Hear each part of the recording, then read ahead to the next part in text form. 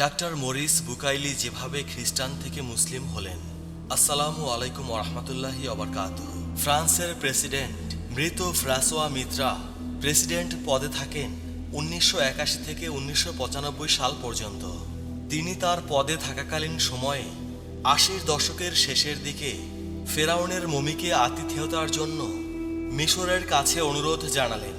France তাতে কিছু প্রত্নতাত্ত্বিক গবেষণা করতে চাইল।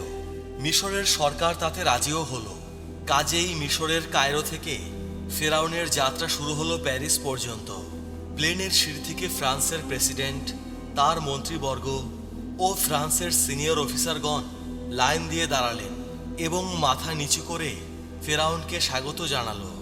যখন ফেরাউনকে জাকালো প্যারেডের মাধ্যমে রাজকীয়ভাবে বরণ করে তার মমিকে ফ্রান্সের প্রত্নতাত্ত্বিক কেন্দ্রের একটা বিশেষ ওয়ার্ডে নিয়ে যাওয়া হলো, যেখানে ফ্রান্সের সবচেয়ে বড় সার্জনরা আছে এবং তারা ফিরাউনের মমিকে ময়না তদন্ত করে সেটা স্টাডি করবে ও এর গোপনীয়তা উদ্ঘাটন করবে। মমির ওপর গবেষণার জন্য প্রধান সার্জন ছিলেন প্রফেসর মরিস বুকাইলি। থেরাপিস্ট যারা ছিলেন তারা মমির ক্ষত অংশগুলোকে ঠিক করতে চাচ্ছিল, আর ডক্টর মরিস বুকাইলি দৃষ্টি দিচ্ছিলেন কিভাবে এই ফিরাউন মারা গেল। পরিশেষে রাতের শেষের দিকে ফাইনাল রেজাল্ট আসলো। তার শরীরে লবণ অবশিষ্ট ছিল। এটাই সবচেয়ে বড় প্রমাণ যে ফেরাউন ডুবে মারা গিয়েছিল এবং তার শরীর ডোবার পরপরই সঙ্গে সঙ্গে সমুদ্র থেকে তাকে তুলে আনা হয়েছিল। তারপর লাশটা সংরক্ষণ করার জন্য দ্রুত মমি করা হলো। কিন্তু এখানে একটি ঘটনা প্রফেসর বুকাইলিকে অবাক করে দিল। সেটা হলো কিভাবে এই মমি অন্য মমিদের তুলনায় একেবারে অরক্ষিত অবস্থায় থাকলো। যদিও বা এটা সমুদ্র থেকে তোলা হয়েছে, কোনো বস্তু যদি আর্দ্র অবস্থায় থাকে ব্যাকটেরিয়া ওই বস্তুকে দ্রুত ধ্বংস করে দিতে পারে, কারণ আর্দ্র পরিবেশে ব্যাকটেরিয়া দ্রুত বংশবৃদ্ধি করতে পারে। ডক্টর মরিস বুকাইলি রিপোর্ট তৈরি করলো যাতে তিনি বললেন এটা একটা নতুন আবিষ্কার। সেই সময় তাকে একজন তার কানে ফিসফিসিয়ে বলল, মুসলিমদের এই ডুবে যাওয়া মমি সম্পর্কে ঝট করে আবার বলতে যেও না।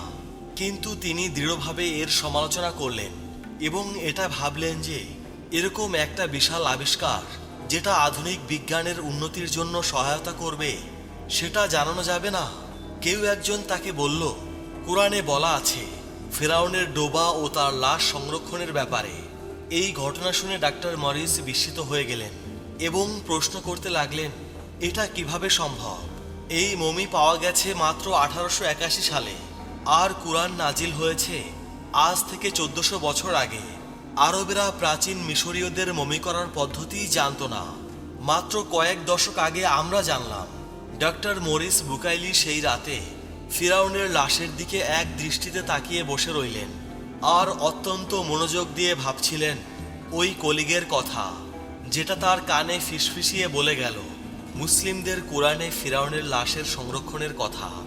বাইবেলে বলা আছে ফিরাউন কর্তৃক মুসা আলাইহিসসালামের পিছু নেয়ার কথা, কিন্তু ফিরাউনের লাশের কি হলো সেটা সম্পর্কে কিছুই বলা নেই।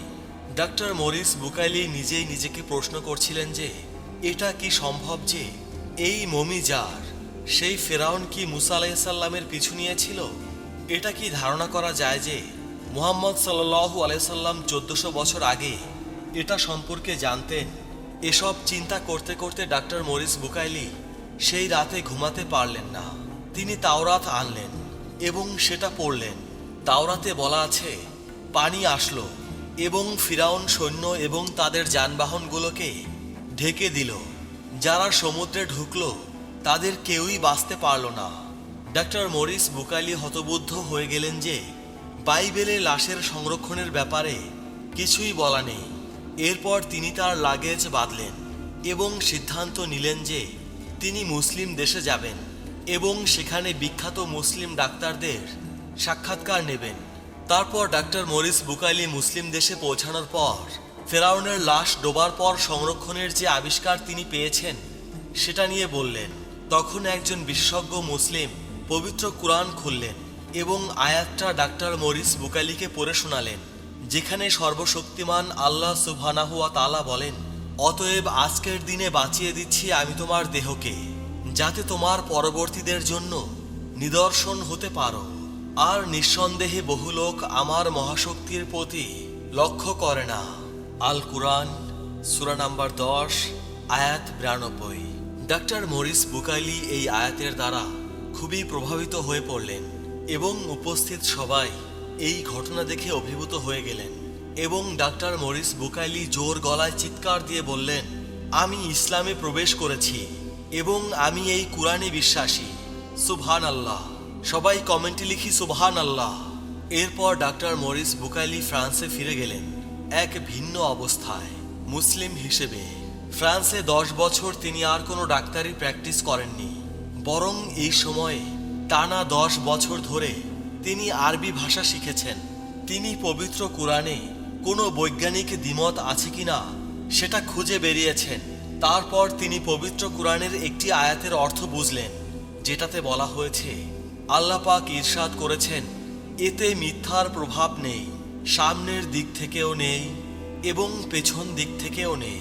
এটা প্রজ্ঞাময়, প্রশংসিত আল্লাহর পক্ষ থেকে অবতীর্ণ।